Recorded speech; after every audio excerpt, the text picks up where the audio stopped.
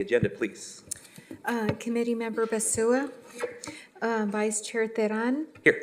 The agenda for this meeting was posted in the kiosk at City Hall, the Oxnard Public Library, the city administrative offices, and on the city's website on Tuesday, December 2nd. Thank you. Thank you, Madam Clerk. And as we can see, the mayor is out for this evening. And can we do the Pledge of Allegiance, please? And Councilwoman Basua, would you mind leading us?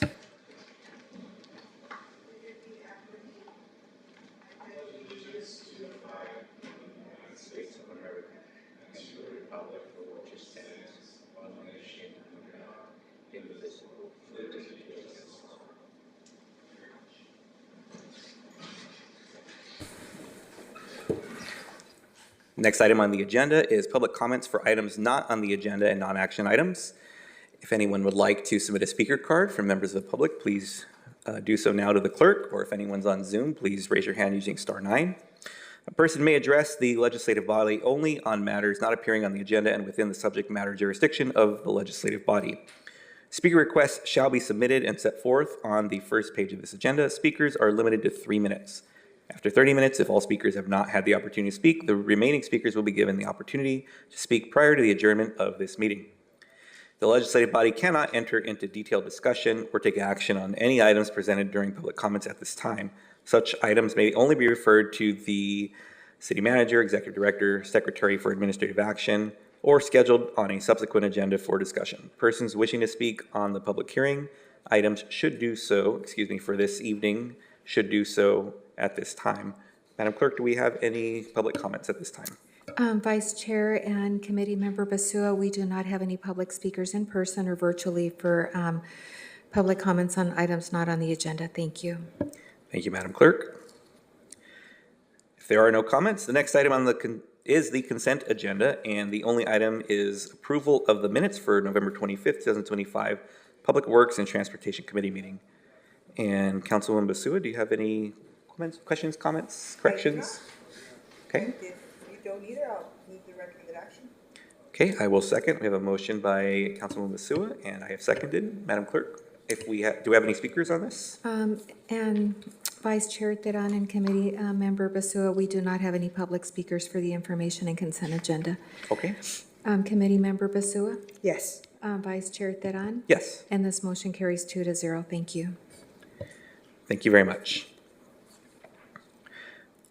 Next item on the agenda is item D1, Public Works Department, subject agreement 326-00243 with Premier Property Preservation, LLC for custodial services at the John Zaragoza Oxnard Transit Center, OTC.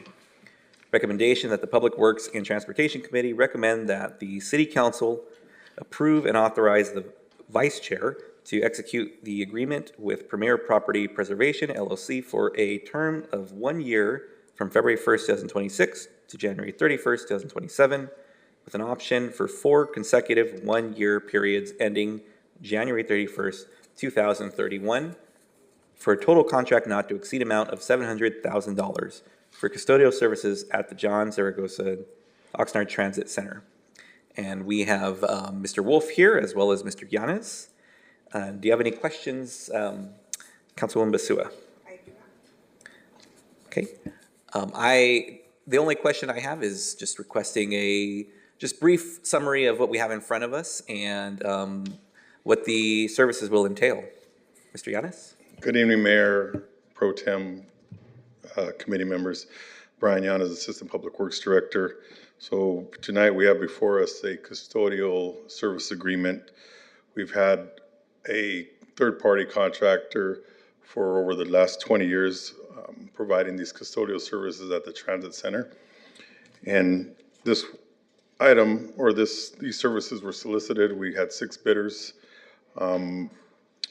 It's all based on custodial, trash, graffiti, mopping, sweeping, shampooing carpets, cleaning windows, day-to-day activities. There's quarterly activities, monthly services, I should say, not activities, and then annual services that this vendor will be required to meet. It was all in the request for bids that was earlier solicited in the year, and this bidder Premier Property Preservation met all the city requirements and will be starting when our current contract expires at the end of January. Okay, thank you very much. Anything to add to that, Mr. Wolf? No, thank you. Okay, thank you very much. And thank you for the summary on that.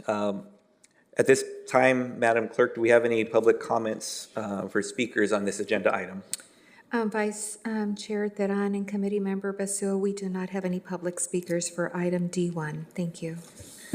Thank you very much. Any comments, Councilwoman? No comment. Okay, what's the pleasure of the committee? I move the recommended action. Okay, we have a motion by Councilwoman Basua for the recommended action. I will second. Madam Clerk, we have the vote. Committee Member Basua, Yes. Vice Chair Teran, Yes, and this motion carries 2-0. Thank you. thank you very much. Next item on the agenda is item D2, Public Works Department, subject surplus vehicle process report. Recommendation that the Public Works and Transportation Committee receive and file a report on the vehicle surplus process. Will this also be forwarded to council for review as well? Good evening, committee members. Michael Wolf, Director of Public Works. So right now we have it set up for the committee to review because it was a committee member request. But at the pleasure of the committee, if you want the council to see this, that's fine. We can take it there as well. But it's set up for just the committee review because it was a future agenda item requested by a previous Public Works and Transportation Committee member. Okay, thank you very much. And we had a pre-recorded Measure M video, so we will not be seeing any live presentations or reenactments this evening of that video. Hearing that, do you have any questions, Councilwoman? No, I do not. No. I just have a couple quick questions here, if we can, for the surplus vehicles item. And my first question, looking at the staff report, it states that in instances where the transfer of an asset from a non-general fund division, such as an enterprise fund, to the general fund division, the required transfer of funds is conducted at the asset's fair market value, and I'm sure that's true in vice versa as well, from the general fund to an enterprise fund. When it comes to surplus vehicles and those being transferred between enterprise funds and the general fund, is there an allowance in transferring vehicle assets between those types of funds? I just want to make sure that we have that for the public record, that that's allowed, and if there are any mechanics behind that we need to know about, so to speak. Good evening, Javier Chagoya Lázaro, Chief Financial Officer, City of Oxnard. There's a process in place when to transfer assets between governmental funds or general fund and enterprise funds. And basically that process will transfer the book value of the asset at the time of the transfer, at the end of that fiscal year, into the corresponding fund. So we have a process for that. And then if the transfer vehicle gets disposed, and the value obtained for that vehicle will be allocated to the new fund where the asset was living before being disposed. Thank you. And is there an objective measurement we use or some system we use to ascertain the value of the vehicle, so that way it's on paper that this is the value and then that's applied to the respective fund? So the book value is a combination of the acquisition cost minus the depreciation that has been applied, and we use a straight line depreciation to basically reduce the value of that assets on an annual basis. Okay. Anything additional to that from Public Works or Public Works City Attorney? I don't have anything unless Brian or Jose have stuff. Okay. Thank you. And then second question I had, also mentioned in the staff report, it states that all proceeds from the sale of surplus property are deposited into the respective city departments' accounts. And so, for example, if we have a code compliance vehicle that is retired and then auctioned off and then funds are received from that, if those funds are deposited into the respective city department account, are those funds considered restricted funds? Can they only be used for replacement vehicles, or are they to be used for other assets or other operational needs within that department? We don't have a restriction for those funds. Okay. Mr. Wolf? Just the add to that, obviously, if it's an enterprise fund, it has to be used, for the enterprise fund activities. If it's general fund, it could be assigned to either what the council decides in terms of using general fund. But as you mentioned, we do have enterprise vehicles that are part of this conversation. And then those funds get deposited into the enterprise accounts and can only be used for those activities in the enterprise fund. Just want to make sure that's clear. Of course, thank you very much. Okay, those are all my questions. Thank you very much. Madam Clerk, do we have any speakers for this item? Vice Chair Teran, we do not have any public speakers in person or virtually for this item. Thank you. Thank you very much. Any additional comments, Councilwoman? I do not. Okay, well, what's the pleasure of the committee? Move the recommend. Oh, actually, it's a receive and file, isn't it? Receive and file. Okay, well, I appreciate the information being brought forward, even if it was asked for by previous Public Works and Transportation Committee. I enjoyed the information. So thank you very much for that. Very insightful. I hope folks who didn't have time to see the video prior to this meeting, they didn't get much context. So I hope they'll go back and view it, or they can reach out to us and get more information. I did touch base with the person, the council member that requested it before, so he's aware of it and didn't have any questions. So. Thank you. All right, our next item on the agenda is item D3. Amend department-wide blanket purchase orders for fiscal year 25-26 for the Public Works Department. Recommendation that the Public Works and Transportation Committee recommend that the City Council approve and authorize the purchasing agent to amend purchase orders through June 30th, 2026, consistent with the city's purchasing requirements with the following vendors. 1.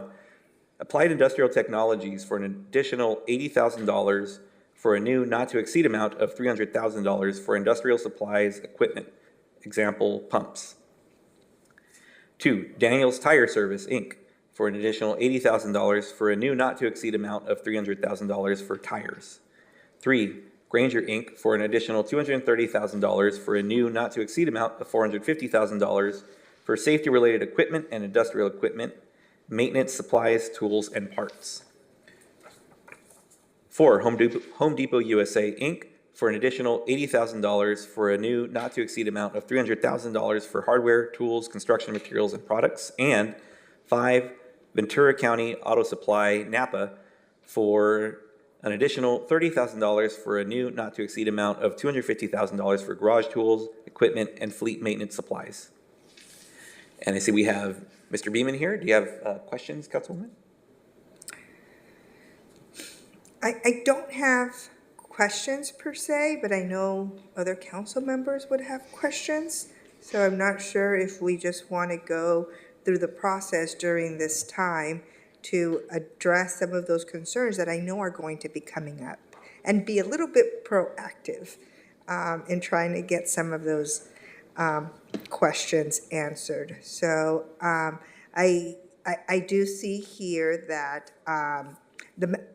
there's 5 items that you're requesting recommendations to increase the POs, the highest one being Granger. Can you tell us a little bit about what kind of materials are purchased through Granger? I mean, Home Depot, I'm just kind of playing devil's advocate here. And so on and so forth. Certainly. Good evening, committee. Tim Beeman, Assistant Director of Public Works. So a Granger catalog would put an old phone book to shame. You name it, everything from PPE, drill bits, hand tools, ladders, the full gamut of what you would think you'd see on a construction site, Granger sells it. And so these are very large catalogs. We'd be here for 1,000 years if we listed everything they sell, but it's several inches thick, with the actual physical copy. And so they are everything. They sell everything you could think of.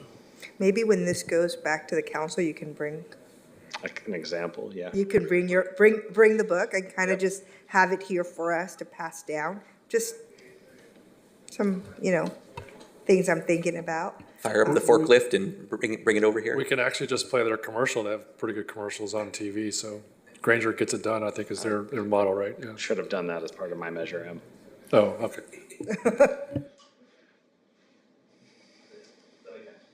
Okay. I will say it must be the social media algorithm, because I regularly get ads for Granger, but I've never once purchased anything through them. So I think maybe the city stuff might have added that to my to my list there. Just to build off of Councilwoman Basua's question here, Mr. Beeman, looking at Granger as one example, can you give us just a couple large ticket examples of what we'd use our standing PO with for Granger? Because it is a significant amount that we're looking at for each of these, but just some examples for that one might be helpful, what we typically might use them for. Sure, I mean, so I directly oversee water and wastewater specifically, but we do order specialty bolts and things like that from Granger. So it's really a high industrial version of Home Depot. So that's something that I've seen purchased through Granger. Yeah. You want me to go? So probably to touch on this as well, just to get ahead of it. So we're approaching mid-year budget, obviously. So we look at what we've been spending through the first 6 months, and that's what we're projecting out. So this doesn't mean that we're guaranteed to spend this. It just depends on what comes up. Correct. There's a not to exceed amount and is a fairly routine item we'd look at throughout a budget, especially with open POs like this, to see where are we on track to meet or exceed what we previously estimated, and how do we right size that? Does that sound about right? Yes, sir. Mr. Wolf, did you have additional? Well, I was going to put some perspective on what you just said and what Mr. Beeman just said. So this is not a guaranteed price, and you can imagine, if we've had this conversation before, council is taking apart a very important piece of equipment at the wastewater treatment plant, realizing that you need a machine to repair it, and that machine part, you have to now potentially wait for the whole procurement process to happen to get that part, to put that piece of equipment back online, when we know how important it is to have our wastewater system and our wastewater plant running. So the idea here is that we have these BPOs that also give us an economy of scale, gives us access to potentially some of their discounts as well, readily available to us when that scenario exists, that we could then go purchase that part that's necessary to make sure those pieces of equipment are running the way they're supposed to be running. I will also put, not to diminish the dollar values that are listed in here, but I also want to make sure people are aware of what the total annual operating budget for Public Works is. It's close to $270 million. So we're talking about some very small dollar values when you compare it to the overall budget. So these are obviously items and accounts that were already approved through the budget process. But when you look at just the sum total of these, it dwarfs in terms of the total annual budget Public Works works with, and the amount of equipment, materials, and supplies that we purchase to do the jobs that we're assigned to do. Okay, thank you for that insight. And looking at this also, maybe you might know this, Mr. Beeman, I'm wondering if, just broadly speaking, looking at what some of these suppliers provide for the city, Daniel's Tire Service, for example, would just the general cost of materials going up with the broader economy be something that plays into this as well, where we had budgeted X amount for the PO, back in budget season at the beginning of the year, and now here we are, tires have gone up X percentage, or auto parts have gone up X percentage, and then when we talk about tariffs for things that are made in tariff eligible countries that are then shipped to the United States, we now we'll have to absorb, well, I shouldn't say absorb, because that's passed on to us, and thus the taxpayers are paying for that as well. Is that something that comes into play with this? If you want the answer for Daniel's Tires specifically, I'll turn it over to Brian Yanez. Sure. Good evening again. Everything you said is very accurate. So cost of materials and products do increase over the years. And again, as Mr. Beeman said earlier, we see what we're spending on an annual we see the trend. So we just need to make sure that these dollar amounts are in place. So as Mr. Wolf stated before, it's there when we need it. And it's not saying we're going to go out and spend $80,000 in tires. It's there because we have, 600 vehicles rolling stock that need tires, and they get flats, blowouts, whatever it may be. So they're available to us. But yes, everything you said is very accurate. Okay. And did Mr. Areola have something he wanted to add? Yes, I can add a couple things to that. Good evening, Mayor Pro Tem. committee members, members of the public, city staff, Jose Arreola, Fleet Services Manager. Just a quick example. I know that recently the ER division had to purchase some tires for the some of their loaders, and I believe that one set of those tires was between $20,000 and $30,000. So that's just a quick example. And then some of our fleet, the trash trucks, just one single tire for one of those vehicles is $500 to $600. And then for our fire equipment, they could go up to $1,100 a tire. So there are some pretty significant amount of cost in tires. So that would help us out, be able to keep up with the trend that we are currently seeing this fiscal year. Thank you for that, much appreciated. And thank you for that financial context too. I'm not going to complain when I have to buy 4 tires from Costco now, so. All right, Madam Chair, do we have any speakers on this item? Vice Chair Teran, we do not have any public speakers in person or virtually for this item. Thank you. Thank you. We do have a recommendation to forward this to council. What's the pleasure of the committee? Okay, we have a motion by Councilwoman Basua, and I will second that. Madam Clerk, we have the vote? Committee Member Basua? Yes. Vice Chair Teran? Yes. And this motion carries 2-0. Thank you. Thank you very much. Next item on the agenda is item D4, Public Works Department Safe Routes to School Report, SRTS. Recommendation, the Public Works and Transportation Committee receive and file the city's Safe Routes to School Report. And I see we have 2 members of the Dream Team here to share that information with us. To start with, do you have any questions, Councilwoman? No, I just, I have comment, not questions. Okay. Do you want me to do my comments, or do you want to go? Sure, if you'd like, you questions can go to comments now if you'd like. first? No, I actually, on this agenda item, the report itself that was provided was just, easy to read, but not only that, I really enjoyed the maps and having visuals on basically the fatality collisions throughout the city, because sometimes you just don't realize how important this is. And when I saw the blue dots on page 122, I was amazed. So I'm really happy to see this happening. So not the collisions, but the work that you've been doing. So I just want to thank you for that. Thank you, Councilwoman. And I will echo what she had just mentioned as far as the report being comprehensive and really showing the work on why this was done, and as well as the funding source for it being federal funds. Is that correct? For the most part, and really the justification behind it. And I appreciate all of the research and on the ground studies that went into this, looking at actual corridors for pickup and drop off outside of schools, looking at crosswalks, looking at all of the day-to-day challenges that happen with our local schools. And I saw some familiar schools there, and I understand the recent work that happened, I believe a year ago now. There were 2 schools in District 2, Fremont and Curran, that had received these, as well as many in South Oxnard.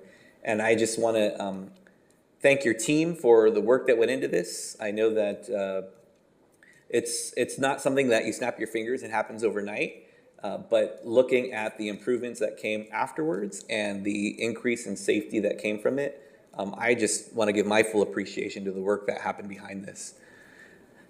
So anything to add to that from our team here or from Mr. Wolf? Good evening, committee members. Jose Rivera from Traffic Engineering Division. Like both of you said, the report, it took 4 years to finalize the report. Phase 1 was covered with a grant, and the second phase was funded with ARPA fund money. So yeah, we took inventory of all, like you guys mentioned, all the challenges that students and their families face when they walk to school. We completed a Safe Route to School construction project this year in 5 schools throughout the city. This report is going to help us to basically address all those challenges that they face, infrastructure and operations, and the programs that we can implement to improve the safety of the students. So it was a team that it took 4 years, but we're finally here for you guys to receive and just provide feedback. Thank you. Mr. Kessler? Yeah, good evening, Chair and Committee Member Morgan Kessler, City Engineer. I'll just add to what Mr. Rivera said that, this document was a substantial effort. As you read, it covers 51 schools, which alone is a fairly heavy lift. But the end result of this, the product of this, is useful not only to the schools, where they have, each school had a walking audit that they can use for, informing their families how to get to school. But it's also helpful to our police department and their enforcement effort, and also the educational component of the Safe Routes to School program. And kind of a nice value-added benefit of having this report, this document, is that we can use it in our efforts to get grants for very specific Safe Routes to School-related programs. So I just wanted to add that. Thank you. Did you have something, Mr. Wolf? A couple of things, if you don't mind. So schools are like a special event that happens twice a day, drop off and pick up. And so, it's very difficult to look at that from a day-to-day management standpoint and not see that it's basically a special event that is occurring with the volume of people that have to show up at kind of a very specific time. And so these kinds of products that we can help, and Mr. Kessler mentioned the education component. So these kinds of products that allow for us to provide more educational information is a key component to addressing some of those issues, because a lot of it has to do with driver behavior. As a parent of four, parent behavior. So I will say that about myself and not anybody else, but these kinds of things as a parent, you have to recognize the ownership of some of that, right? And so we're trying to provide this information such that it can be utilized in those fashions and given to the right folks at the school district. And then, as Mr. Kessler said, we can utilize this to go after grant money. So this is an important document for us to utilize in those fashions. And it allows us to continue the effort of providing the best infrastructure that we can as well, because there obviously is a program component to this, but then it can lead to hard construction that you've seen in other places. You mentioned a couple of schools that you've seen, and we're finishing up some improvements in the La Colonia area for a couple projects that have similar funding sources. So it's an important document. We have it set for receive and file for the committee, but again, similar to the previous document, if the committee members desire to go to the full council, we can take it there, but not necessarily does it have to go there. Thank you, Mr. Wolf. Did you have something additional, Councilwoman? I do not. Okay. Well, I want to thank you again for this. One last question for you all. If there's school staff or a principal or even parents who would like to connect with the city about questions or suggestions on kind of the engineering behind some of the routes to school or pick up or drop off items, who can they contact about that? They can contact me. I was the project manager for this report, and I work with the consulting team. They're a group of planners instead of engineers, and they had also engineers in the support group. But from their perspective, I learned that it's not only engineering, it has to do with operations, it has to do with the environment of the whole route. So we try to address all of them, but they can contact me. I'm in direct contact with all the districts. We also go to their schools and do like operational analysis, and give provide feedback on how can they operate their facility to improve the traffic flow and the parent behavior and all the challenges that they face. So yeah, they can contact me. Thank you, Mr. Rivera. Madam Clerk, do we have any, do we have any speakers on this item? Vice Chair, Can I do that? yes, you can come forward. Can I go ahead? Okay, thank you. I'm here listening to this gentleman, and yes, he has done his job, but we still have a big issue. And I have talked to him in the past, and we have had this. To this day, yes, they have stop signs. Yes, they might have markings. But still, it's very dangerous. One of the rules of the school says that from the time the kid leaves the school, they have responsibility also by the time they get to their home. The city doesn't have that. See, we're trying to get bumps and come on the school. That was one of the worst. And still, we have a lot of issues. And I can bring back what he said. The parents some of the parents get mad. You know, double parking. There's nobody there, no police, nothing there. I had 7 motorcycles when I brought this issue to the city.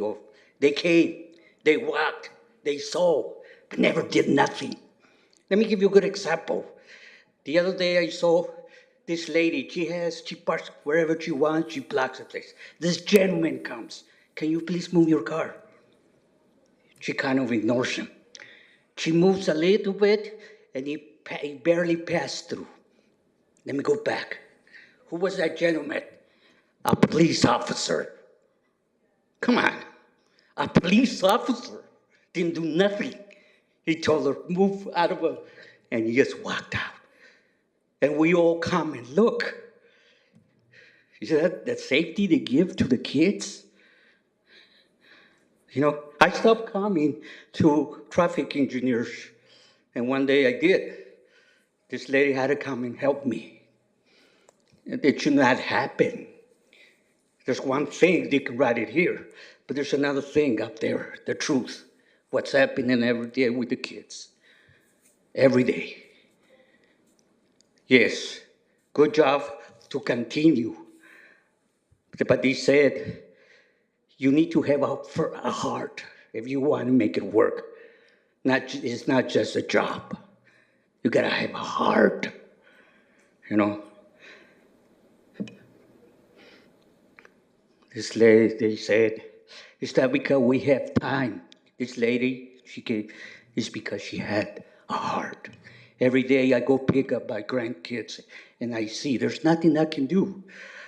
But if code enforcement would be there, it would bring something different. I can see parks in front of Kamala they're there for weeks. Come on. You know? Thank you. Thank you very much. And if you'd like, you can fill out a speaker card with the clerk as well. Thank you. Madam Clerk, do we have any other speakers in person or virtually for this item? Vice Chair Teran and Committee Member Basua, that concludes our speakers in person and virtually for this item. Thank you. Thank you very much. Did you have something additional, Mr. Kessler? No. Okay. And at this time, even though this is a receive and file for this committee, and Mr. Wolf did mention it, I believe this might be a worthwhile item for the entire council to receive as well, just so they have this update and see this information. If you would concur. I would agree. I mean, I think it's I enjoyed the report, but I also hear what we heard as far as a comment. And I know it's beyond the Public Works team. It's more of a PD and enforcement issue. And Mr. Wolf is right. And I'll speak for myself too. We parents, we don't make things easy. So there is definitely an education and, factor involved in this, but great work on the report itself. But we do have additional work to do outside of the report. Thank you, Councilwoman. And along those lines too, I'll share, and I think Mr. Rivera is aware of this, that one of the schools that received the Safe Routes to School work. Prior to that, there was a crosswalk that had two red curbs on either side of the crosswalk, but people or parents would regularly park in those red areas and would obstruct the view of the crossing guard who would come out. So they'd come out from cars and people would have to make sure that they were being extra attentive because the view was blocked.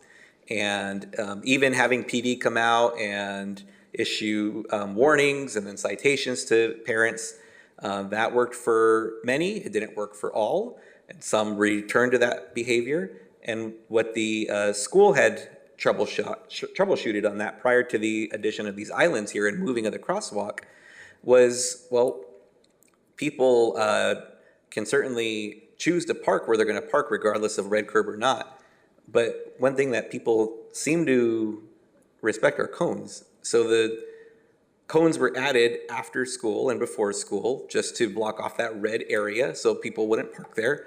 And it actually increased visibility of the crossing guard immensely. And literally probably count on one hand the number of parents who are upset by that are the people who probably have their reasons for feeling that they deserve to park in the red zone and block a crosswalk. But everybody else thought it was a great idea. And it was a very simple solution. Just a handful of cones put out made the difference. And now we have those islands there and the crosswalk could have moved to a safer area anyways at that school. And so I think that there's a multiple pronged partnership here with engineering, police, parents, and the school in this. And so we all have a role in it, as the speaker had alluded to as well. So with that, Madam City Attorney, do we need to do a motion to send this forward to council? Yeah, if you could, that'd be good. Okay, well, I will move for that if you're willing I to will second. Okay. Madam Clerk, may we get a vote, please, on that? Excuse me, Committee Member Basua, Yes. Vice Chair Teran, Yes. and this motion carries 2-0. Thank you. Thank you, and thank you for seconding that, Councilwoman. All right, so that was our last item on the agenda. At this point, do you have any future agenda item requests? Okay, do I? So with there being no item for future agenda requests and there being no further business on the agenda, without